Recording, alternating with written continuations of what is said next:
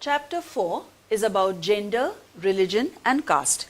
You know that in India, in other countries also, there is always a difference made in gender according to male and female. Or there are different religions. Some might be majority, some might be minority, some live in harmony and some have problems between them. And caste. Caste of course is specific only to India. First question over here. Dash means to distinguish people on the basis of religion. That means making differences based on religion, whether somebody is Hindu or Muslim or Christian or Sikh or Buddhist or Jain. Okay, so that is known as communalism.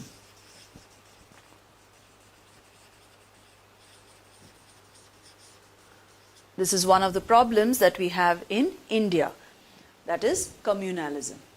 Second, the word secularism was added to the Constitution of India by the Dash Amendment.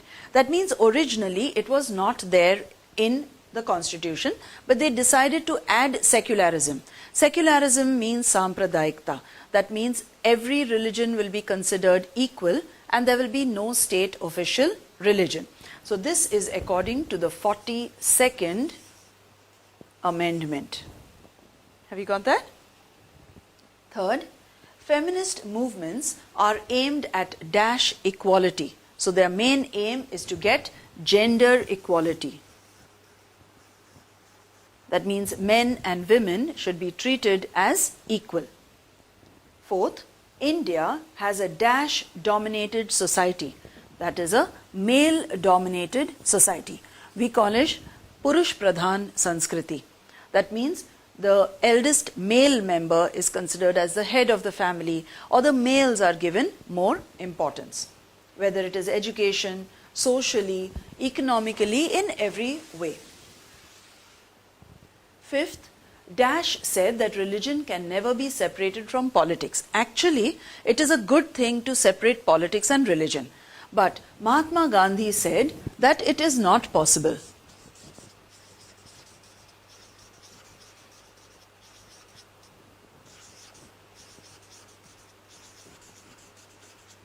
He said that politics will always be influenced by religion. Sixth question. When all castes are placed from highest to the lowest, it is known as a dash hierarchy. So this is a caste hierarchy. The Brahmins being the highest, then you have the Kshatriya, then you have the Vaishya, and then finally the Shudra. Seventh, India is a dash state, means there is no official state religion. We already did this actually. It is called a secular state.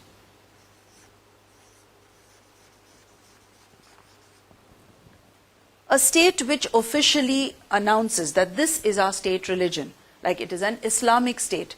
So that is not a secular state.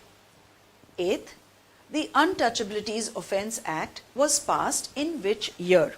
So here it was passed in 1955. So that means you cannot consider anyone as untouchable.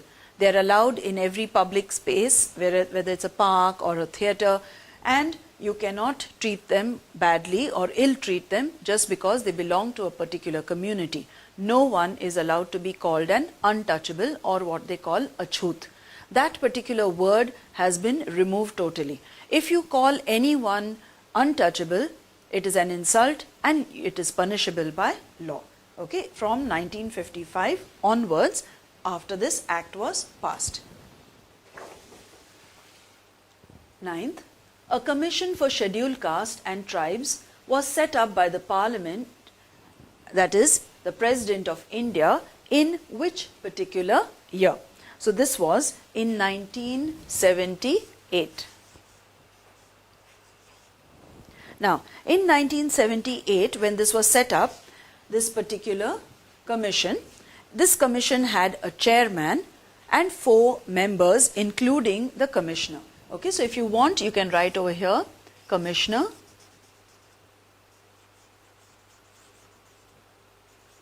plus 4 members. Okay, including him and also one 4 other members. 10th one, reservation of seats in local bodies is according to dash and dash Constitutional Amendment Acts. Earlier we saw that they keep seats for women, for scheduled caste, for scheduled tribes, and also for other backward classes. So this is according to the 73rd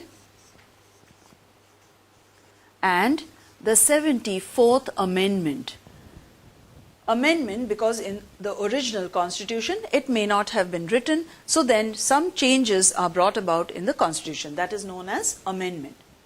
Now the last question that we are seeing here, when did women get the right to vote, or what we call women suffrage? Now in different countries it started in different years. The first country to give them the right to vote was England, and that was in 1918. The next country to give them the right to vote was USA. That was in 1920. The third country that you can see is France. France, they got it quite late, that is in 1948. And finally, we have India. You know that Indian Constitution came to be implemented in 1950. So right from the beginning, from when it has been implemented, the women of India also have equal right to vote. So you can take this down as a match the column in case you get it all jumbled, or it might come as a fill in the blank also.